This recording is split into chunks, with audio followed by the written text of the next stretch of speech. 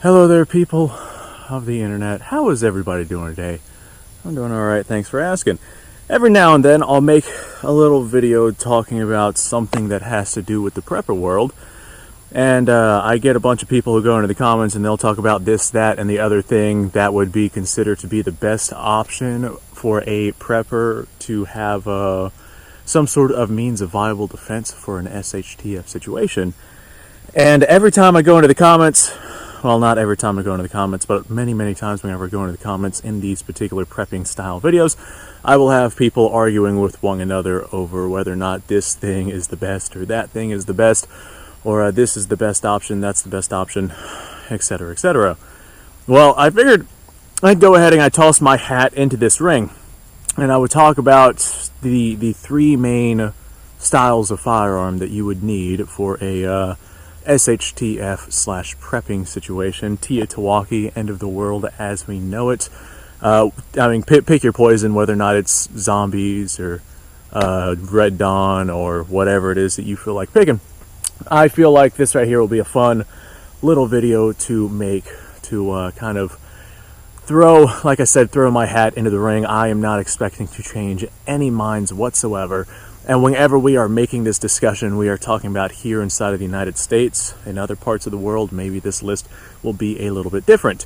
Now, all of this being said, I'm not going to talk about one particular firearm. I'm not going to say, hey, if you don't have this one specific gun for the end of the world, then you're an idiot and you're going to die, which is what most of the people in the comments section talk about. So rather than talk about one particular gun or one particular brand or one particular whatever the hell, I'm going to go ahead and just talk about the genre of firearm that you would want for an SHTF situation. Now, I'm not expecting an SHTF situation anytime soon. I am mostly just making this video because it is a fun concept to discuss. And for a lot of people out there, a lot of us are also not quite, or not expecting the end of the world, but we see the possibility of it existing, and there's no sense in deciding not to prepare just because the likelihood of it happening is quite small, because the likelihood of it happening is, in fact, there. It is never 0%.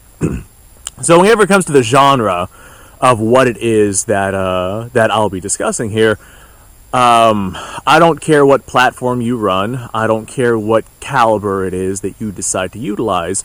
I don't care whether or not you want to go with lightweight ammo or very heavy ammo. I don't care whether or not you want to do lever action or bolt action or self-loading rifle, or if you feel like 20-round mags are better than 30-round mags, so that's what you rock instead of the 30 rounds, or if you pick freaking drum mags, then you know that you have drums that can run reliably. I really don't give a damn what it is that you pick. And a lot of people in the comments should also not give a damn about what it is that somebody decides to pick. The only thing that I care about, if you and I are on the same side in some sort of SHTF situation and I have to rely on you, I only care about your ability to put lead in whatever direction I need you to put lead in as effectively as possible. And if you pick yourself like some sort of small, weak cartridge, you better be able to touch out with that small, weak cartridge out at the ranges that I need you to touch out at. Because if that guy over there has a 308 and he's popping shots off at us at 600 yards, I'm not going to, team up with Elmer Fudd, who thinks the 22 long rifle is the best SHTF rifle of all time.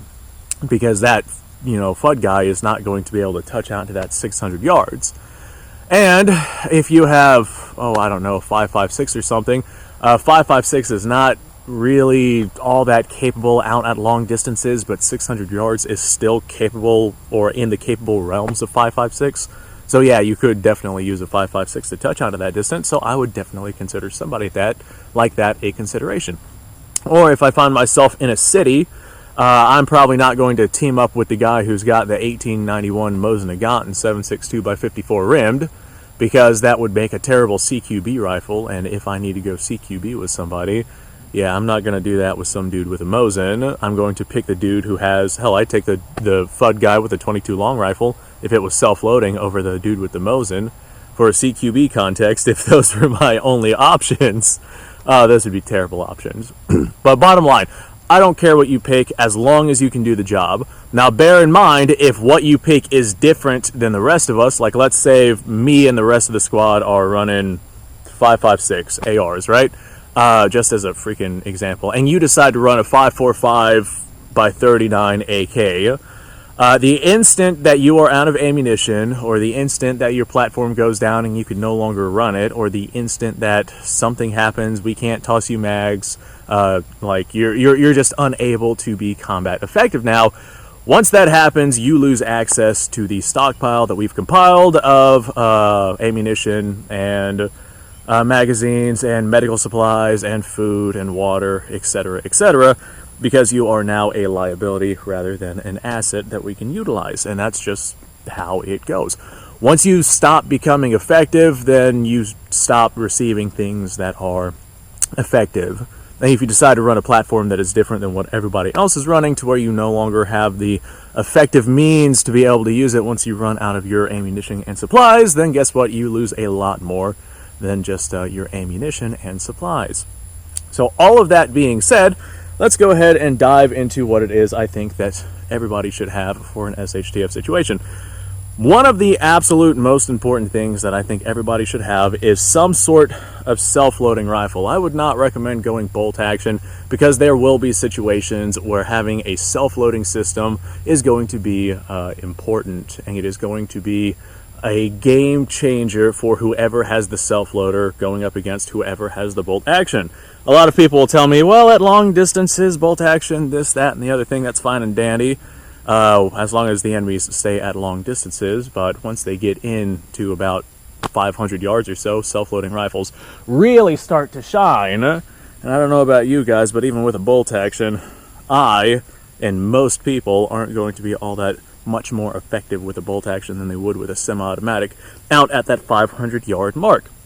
So I don't care if it is a Ruger, I don't care if it's an AR or an AK, I don't care if it's a M1 Grand or a G3 PTR, FAL, set me, like, take your pick. I really don't care what sort of self-loading automatic you pick, as long as you got ammo for it, and as long as you know how to use it, and as long as you know it's going to run reliably. If we have some sort of situation go down, I need to know that I can count on you to be able to put lead downrange effectively and neutralize that threat. That being said, this right here is my Ruger Mini 14. This right here is a YouTube safe self-loading rifle. This is chambered in 223, and this right here is a very common cartridge that you would see people carry for an SHTF situation. Of course, this right here is probably not going to be the most dominant rifle that is out there, but it is a self-loading rifle. This is not my go-to rifle. Like I said, this right here is just a YouTube safe platform, chambered in 223-556 for representation purposes. I don't care if you show up with this. I don't care if you show up with, I mean, take your pick. I'll let you pick. As long as you're effective with it, that's what matters to me.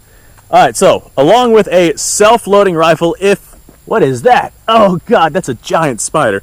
Along with a self-loading rifle, which I think is probably going to be your most important thing that you have. Like, if you only had one, I would go the self-loading rifle. If I only had one, I would probably still do the intermediate cartridge. There's a lot of benefits for a full power cartridge. But man, the lightweight nature and the cheap ammo as of right now, before everything goes down, your access to that ammo cheaply, just the lightweight and availability nature of the intermediate cartridges, they just cannot be beat. Especially if you're going and running them in a modern, very common platform. So all of that being said, I think that there would probably be like my absolute #1 pick, because even with an intermediate cartridge, like, as long as you pay attention to shot placement and whatnot, you can take out some pretty substantial things. However, whenever you have yourself something like this right here, there are times where you will not have this on your person. You might have to set it down to crawl somewhere. You might have to take it off of your back to get in somewhere, or to work on something, or maybe you're using the restroom and you have it leaned against a tree. Insert your choice of where you don't have it. Well, you could always have something like this on you. This is a Star Model BM. It's been a little while since I've broken this thing out for the YouTube channel here, so that's kind of why I have it out here. I'm watching that spider like like I'm a hawk. But if you decide to go the route of the intermediate cartridge in a rifle, that would be my number one pick. However, our number two pick would be this right here, not this right here, but having some sort of handgun that you can keep on your person at all times. It does not necessarily have to be a 9mm or 45 or 40 or a semi-auto or a polymer frame, steel frame, revolver. I don't care what it is that you pick. Like I said, as long as you can effectively put lead downrange with it, you can carry this in a holster on your side. I don't care if you appendix, I don't care if you open carry, it's without rule of law. So there is no law telling you not to do that, as long as you have access to this. But if I am over handling something and I need to set this down for some reason, or I need to crawl through some confined space and I can't have this slung over my back, or I need to do something to where this right here would just get in the way, I like the idea of being able to set that down and still have some sort of access to some sort of personal defense weapon in the event that we need it. So if I was, I don't know, insert your choice here, downed building, and I'm going over that way, and I think to myself, hey, I got to crawl through this really confined space, let me go ahead and just take my rifle and I'll set it right here so I can get over there and grab whatever it is I need to grab over there. And I'm over there crawling through the debris and rubble, and the rifle would have just gotten in the way, but I got my handgun at my side, and lo and behold, we got a couple of scavengers who show up and they start popping shots off at me. They're only at about 40 yards or so I can fire back very effectively with my handgun and make shots on target. So lots of benefits with having yourself a handgun for a situation like that, on top of your intermediate or intermediate 4-power, I don't care what it is that you pick, as long as it's a self-loading rifle. So all of that being said, what is our choice number three? Choice number three I actually don't have out here because it's not a particular genre of rifle, or it's not a particular item. Whereas something like a self-loading rifle, this is a self-loading rifle, or a handgun, that's a handgun. The third one is very, what's the word I'm looking for? Open to interpretation. For your third option, I would pick some sort of, this one is not essential, but at the same time, it is a really, really good idea. I would pick some sort of survivalist style firearm. Now, whenever it comes to the SHTF situation, you're going to want to have defensive capabilities, and you're going to want to have survivalist capabilities as well. Now, your survivalist firearm could absolutely be your intermediate caliber cartridge firing firearm, or your self-loading firearm, your defensive firearm. You could absolutely use this as a survivalist firearm as well. Or, I mean, you could use this right here as a survivalist firearm. I just suppose if you really had to, that would definitely not be ideal though.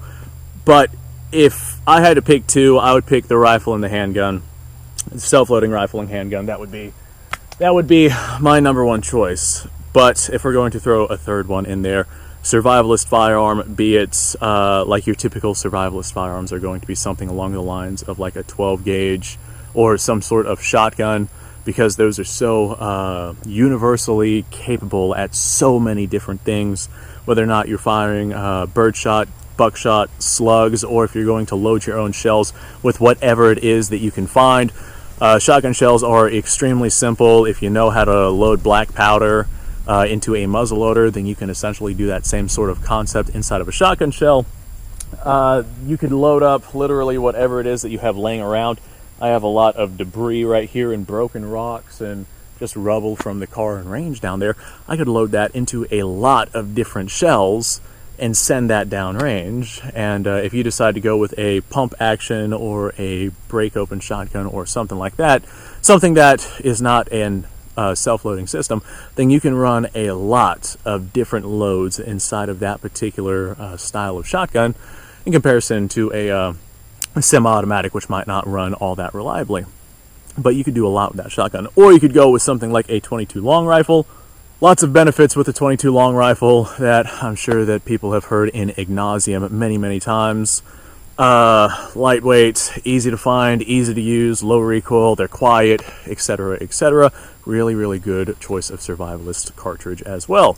So that one right there is open to interpretation, and I will let you guys pick whatever it is that you want to pick for a survivalist cartridge. all of this being said, thank you ever so much for watching, folks. I do appreciate your time. Like, subscribe, share. Description below has linked to all sorts of stuff. Go check it out. You guys go off, have yourself a fantastic day. Let me know what you guys' thoughts are down below. I think that this right here is probably one of the best 3-choice firearm lists that I could make, because there's no BS involved with it. Anyway, you guys go off, have yourself a fantastic day. I'll see y'all later.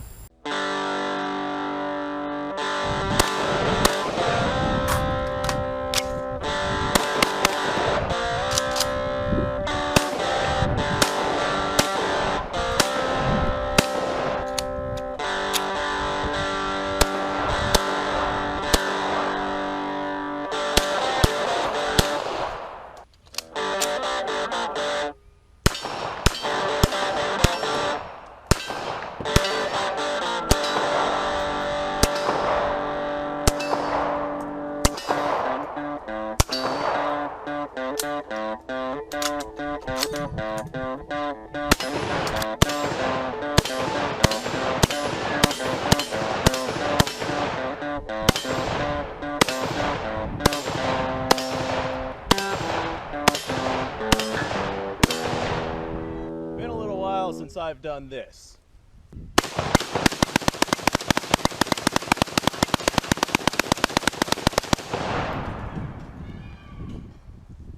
Bonnie and Clyde be damned.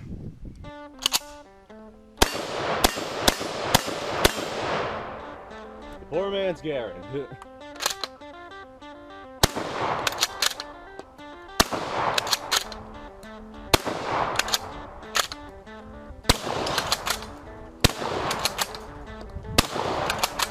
It's a shame that bolt-action shotguns aren't more mainstream.